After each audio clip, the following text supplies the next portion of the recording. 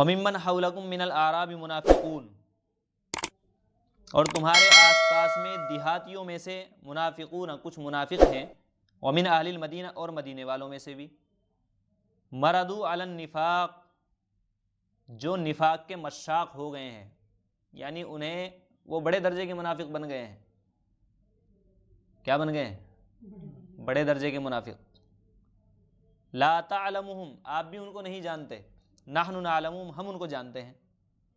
مطلب اس آیت کا یہ ہے کہ کچھ حضرات تو وہ تھے کہ جو نفاق میں ماہر ہو گئے تھے، مشاق ہو گئے تھے، اپنے نفاق کو ہر اعتبار سے وہ چھپا کے رکھتے تھے۔ اس کے برخلاف کچھ لوگ وہ تھے جو نئے نئے منافق بنے تھے، وہ کبھی کبھی دل کی باتوں کو زبان پر بھی لے آتے تھے، جس سے ان کا نفاق ظاہر ہو جایا کرتا تھا، کبھی عمل سے ان کا نفاق ظاہر ہو جایا کرتا تھا، اور کبھی باتوں سے ان کا نفاق ظاہر ہو جایا کرتا تھا۔ لیکن یہ لوگ ایسے تھے کہ کوئی بھی حالت ہو، کسی بھی طرح کے احوال ہوں، اپنے نفاق کو ظاہر نہیں ہونے دیتے تھے۔ یہاں تک کہ اللہ کے نبی کے بارے میں قرآن فرماتا ہے لا تعلمهم، آپ بھی ان کو نہیں جانتے، حالانکہ اللہ کے نبی فراست کے کمال درجے پر پہنچے ہوئے تھے، سب سے اعلیٰ درجے پر پہنچے ہوئے تھے، پھر بھی آپ اپنی فراست سے معلوم نہیں کر سکتے تھے کہ منافق کون سا ہے۔ لیکن اللہ فرماتے ہیں نحن نعلمهم، ہم ان کو جانتے ہیں، اللہ تو دلوں کے حال سے واقف ہے۔ سنعذبهم مرتين، ہم ان کو 2 مرتبہ عذاب دیں گے، ہم ان کو 2 مرتبہ سزا دیں گے۔ 2 مرتبہ سزا دیں گے، وہ کیسے؟ ایک تو یہ دیکھو، انسان کی جو زندگی ہے وہ ایک تو دنیا کی ہے، پھر قبر کی ہے، اور پھر آخرت کی ہے۔ دنیا میں رہیں گے، دنیا میں ان کو سزا ملے گی۔ سزا کیسے ملے گی؟ دنیا میں سزا ایسے ملے گی کہ وہ اپنی منافقانہ حرکتوں کو چھپانے کی کوشش کریں گے، اور ہمیشہ وہ اس خوف میں رہیں گے کہ ہمارا نفاق کھل نہ جائے، کسی پر ظاہر نہ ہو جائے، اور ہم پکڑے نہ جائے، تو یہ بھی ایک سزا ہے۔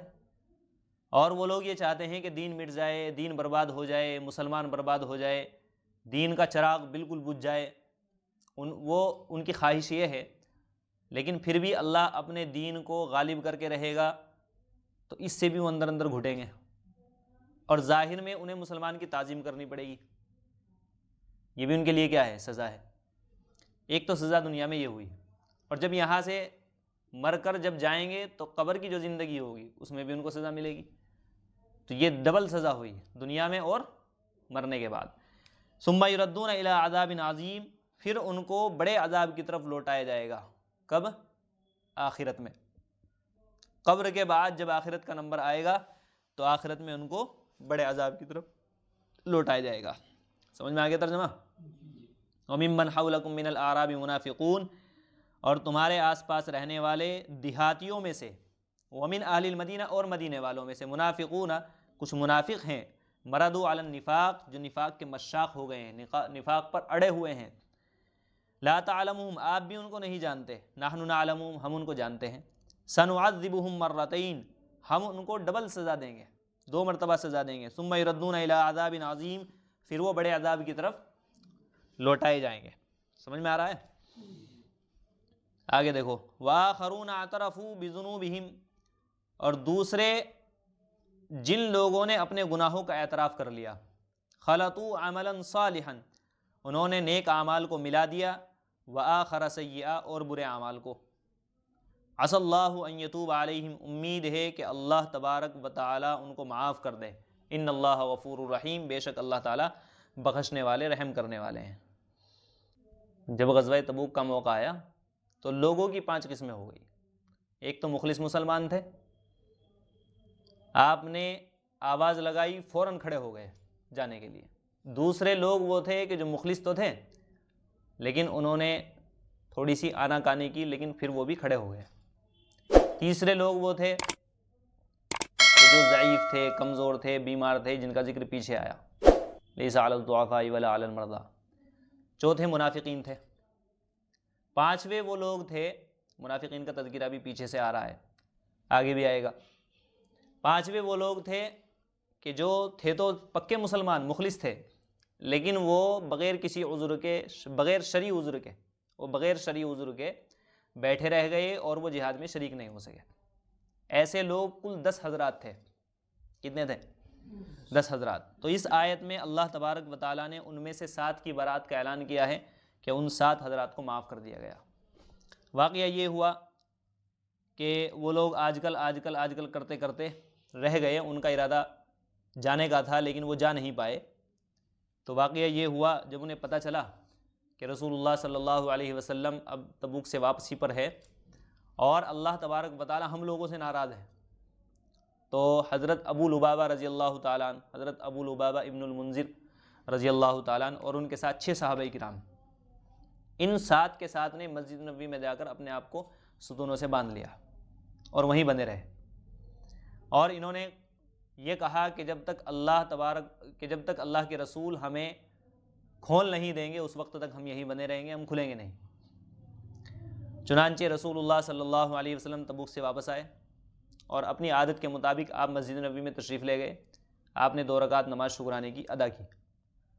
آپ نے صحابہ سے معلوم کیا جو وہاں پر موجود تھے، بھائی ان کا کیا حال ہے، یہ ایسے کیوں بندھے ہوئے ہیں، تو آپ کو بتلایا گیا۔ تو آپ نے بھی قسم کھا لی کہ جب تک اللہ تبارک و تعالیٰ مجھے انہیں کھولنے کا حکم نہیں دیں گے میں بھی ان کو نہیں کھولوں گا، اور یہ کہہ کر آپ چلے گئے۔ کئی دنوں تک یہ حضرات ایسے ہی بندے رہے، لیکن چونکہ ندامت تھی ان حضرات کو، اس لیے کئی دنوں تک یہ حضرات بندے رہے، نہ کھایا نہ پیا، کچھ بھی نہیں کیا، بلکہ بے ہوش ہو کر اس کی وجہ سے گر بھی گئے۔ اس کے بعد اللہ تبارک و تعالیٰ نے یہ آیت نازل فرمائی جس میں ان کی توبہ کا ذکر کیا گیا ہے، اور پھر یہ آیت آپ نے صحابہ کرام کو سنائی، صحابہ کرام نے ان حضرات کو کھول دیا جب انہیں پتہ چلا کہ ہماری برات نازل ہو چکی ہے اور اللہ نے ہمیں معاف کر دیا ہے۔ لیکن حضرت ابو لبابہ رضی اللہ تعالیٰ نے کہا کہ جب تک اللہ کے رسول صلی اللہ علیہ وسلم اپنے دست مقدس سے خود مجھے نہیں کھولیں گے اس وقت تک میں بندھا رہوں گا۔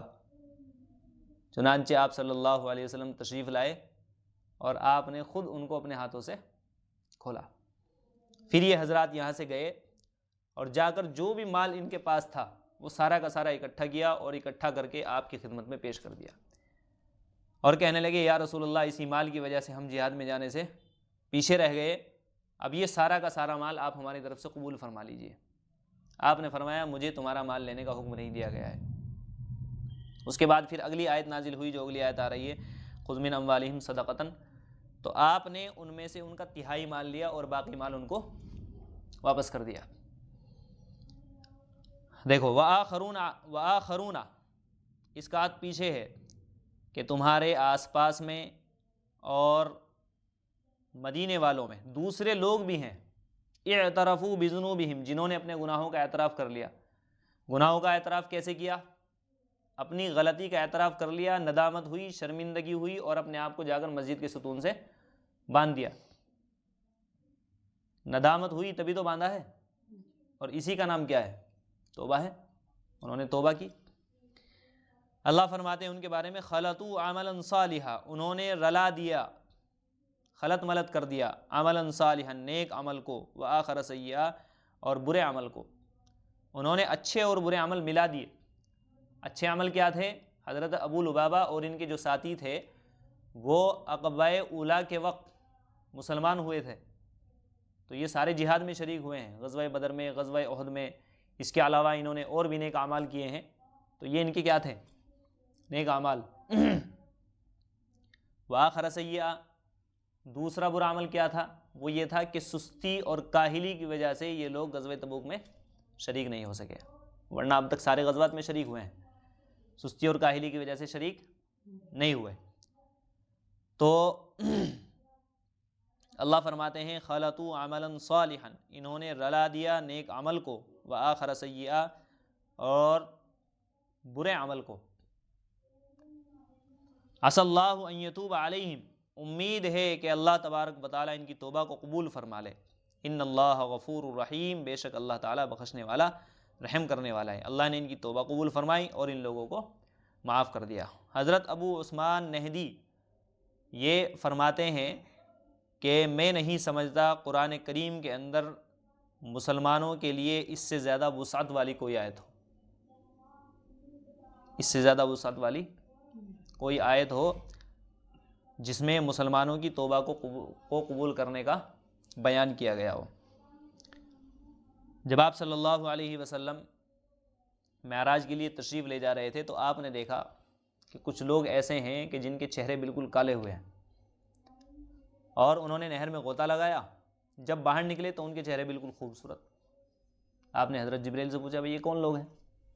حضرت جبریل علیہ السلام نے فرمایا کہ یہ آپ کی امت کے وہ لوگ ہیں جنہوں نے نیک اعمال کے ساتھ ساتھ برے اعمال بھی کیے، لیکن پھر دنیا ہی میں توبہ کر لی اور اللہ نے ان کی توبہ کو قبول کر لیا۔ تو آج اللہ تبارک و تعالیٰ نے ان کے برے عمل کو معاف کر کے ان کو ایسا ہی بنا دیا۔ تو یعنی اگر برا عمل ہو جاتا ہے آدمی سے تو وہ توبہ کر لے، عسى اللہ ان یتوب علیہم، امید ہے کہ اللہ تبارک و تعالیٰ اس کی توبہ کو معاف کر دے۔ ان اللہ غفور رحیم، بے شک اللہ تعالیٰ بخشنے والا، رحم کرنے والا ہے۔